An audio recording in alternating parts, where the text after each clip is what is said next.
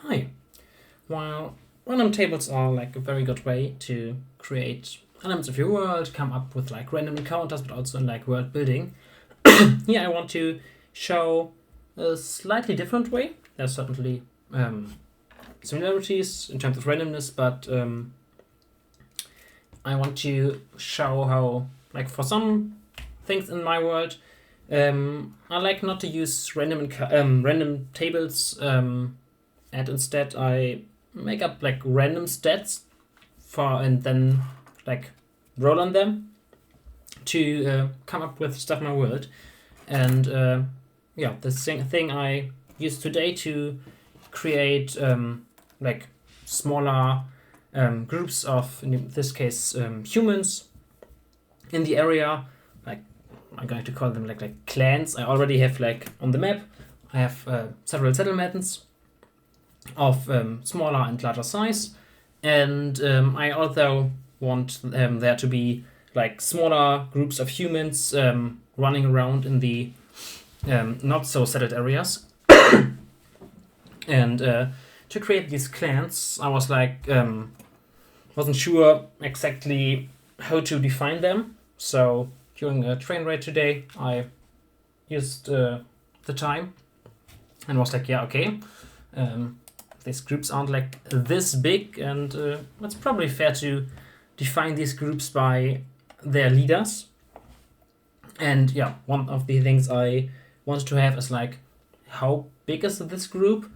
And that's probably decided by like, for one, the like how charismatic is this leader. So that's the first stat I was going to use. So I was going to roll like a charisma stat for these leaders, just your usual 3d6. And then the other concept or part to decide the size of the groups would be like the age of the groups. I'm going with like 2d20. It doesn't even have to be years, but I think it makes sense that like a group, clan, whatever that is more established would be like a little bigger in size, maybe a little more powerful. And already with like just these two stats, you have like some play around. Like you can roll a very, very charismatic leader, but the age is very low, so the group isn't that large. But maybe you can already think about, okay, it's a very charismatic leader. Maybe they are very ambitious and they want to grow this group. So you also have like motivation built in just with like these two stats, and that's what I really like about it. That while random tables give you like cool ideas and a very large like variety and like very much input, on the opposite, like with these very generic stats, you can come up with quite quickly. Like in this case, I was doing it during a train ride. And you have like already like very much stuff going on with very like little you have to do in terms of like raw work. Like doing a random table, you have to come up with like so many entries, and here you have like already very much information. And then I was like, yeah, okay, so if my charisma is like in between 3 and 18, my age between 2 and 20, then I should probably like half the size, because like my settlements begin at like 50 people, and the larger settlements I have like several hundreds. But if I have like groups that aren't even like mapped yet, they should probably not be that large. So it makes sense to have it. I'll already prep a little bit. So we can have like generate a bunch of people and then create like the average of the two. So we have like maybe we want to prep, I don't know. In this case, I don't know, 22. It's definitely too much, but I will do it like for a few more. I believe during the train ride I used like pen and paper, and I maybe created like 10, 15. Didn't count yet. And another thing where I definitely have to credit this blog post, 36 character types, It's very cool. You should read it, and it's my go-to way to create like character personalities. I can't say much about it. It uses like 2 attributes, like in this size, like the random generator rate wrote like Corm Liar. I very much like it, and I'm currently using it for all my NPCs. Maybe you have other ways to determine your NPCs' personalities, but I think it's a very good way. I like it. Yeah, so I think this also shows like I don't want to like create like an alternative or like to like to replace random generators. Like in this case, I'm using like a random table. But I think like you can like very easily substitute these things.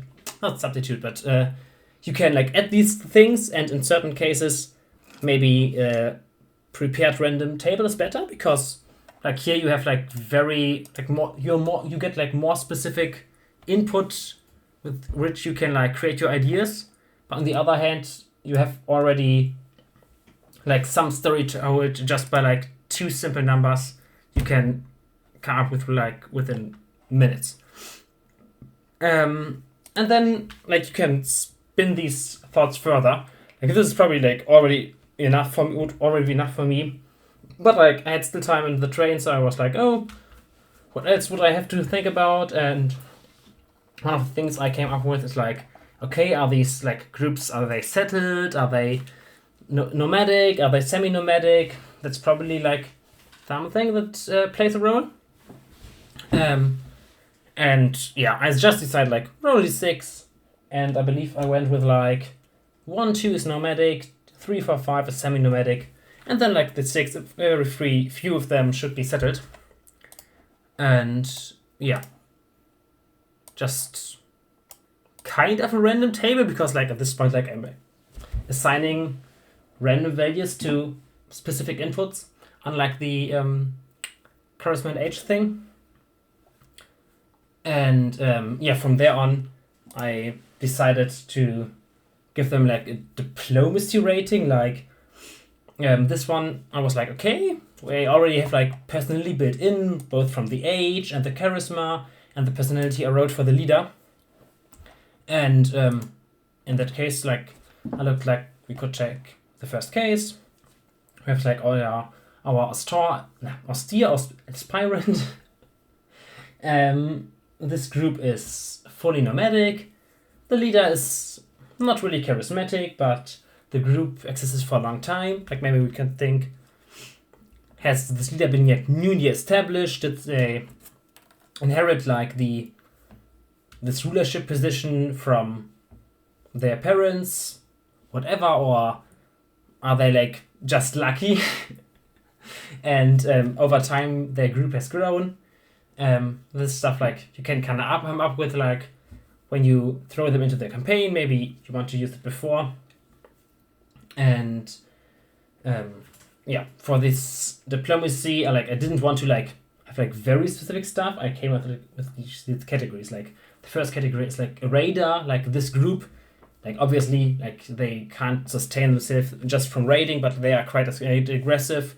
They actively looking for conflict with surrounding other clans or other settlements.